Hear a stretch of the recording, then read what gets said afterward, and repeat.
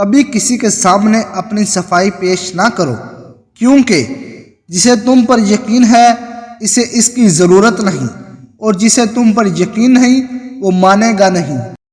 کسی کے لیے حد سے زیادہ پریشان مت رہو، کیونکہ اگر وہ تمہارے حق میں بہتر ہوگا تو تمہیں ضرور ملے گا۔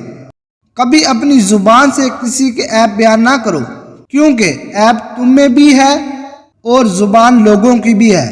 اپنی زبان کی تیزی اس ماں پر مت چلاؤ کہ جس نے تمہیں بولنا سکھایا ہے۔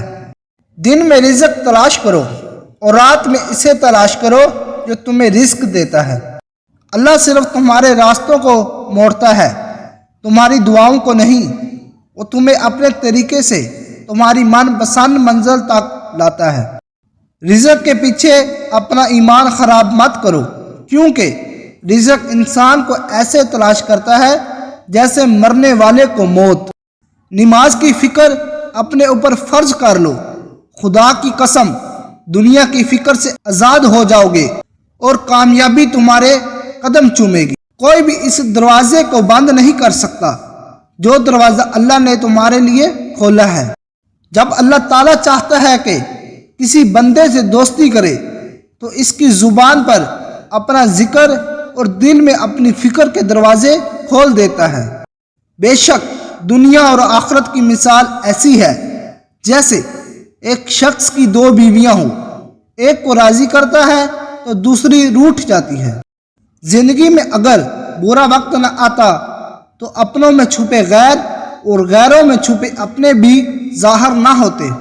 ہر بات پہ ہاں میں ہاں ملانا منافقوں کی عادت ہے۔ زندگی جب رلائے تو سمجھ لینا گناہ معاف ہو گئے، اور زندگی جب ہنسائے تو سمجھ لینا دعا قبول ہو گئی۔ ہمیشہ چھوٹی چھوٹی خوشیوں کا استقبال کیا کرو، کیونکہ انہی کے پیچھے محبتوں کا سیلاب ہوتا ہے۔ صرف پیسے کا ہونا رزق نہیں ہے، نیک اولاد، اچھا اخلاق اور مخلص دوست بھی رزق میں شامل ہیں۔ جس نے اپنی پریشانی کو لوگوں پر ظاہر کیا تو اپنی ذلت پر راضی ہو گیا۔ بہت زیادہ باتیں کرنے والے سے لوگ اکثر تنگ آ جاتے ہیں۔ یہ نہ سوچو کہ اللہ تعالیٰ تمہاری دعا قبول نہیں کرتا، بلکہ یہ شکر کرو کہ تمہارے گناہوں کی سزا فوراً نہیں دیتا۔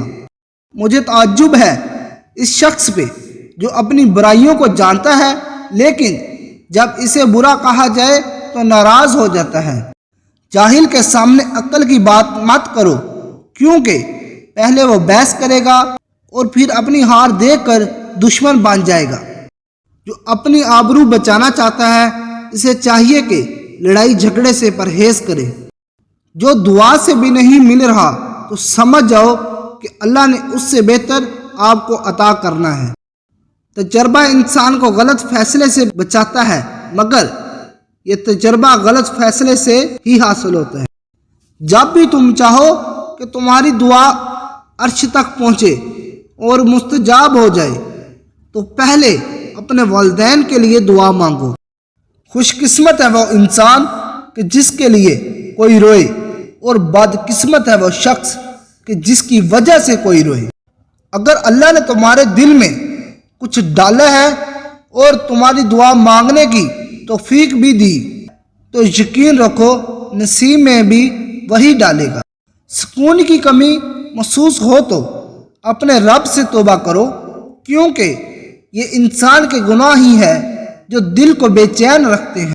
لوگوں کو دعا کے لیے کہنے سے زیادہ بہتر ہے کہ ایسے عمل کرو کہ لوگوں کے دل سے آپ کے لیے دعا نکلے۔